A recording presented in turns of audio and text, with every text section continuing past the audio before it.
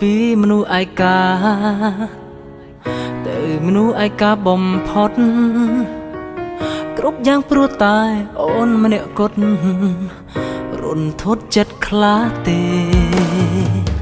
ពេលឃើញបងយំស្រែកបែបនេះមានអាណិតខ្លាទេ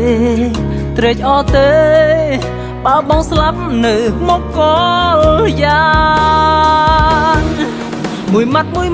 មកចាប់ឈាមអូនទៀមទាយកតែឈ្នះចិត្តខ្លាំងមាននេះបែកតល់តែបានអង្វរលួងលំ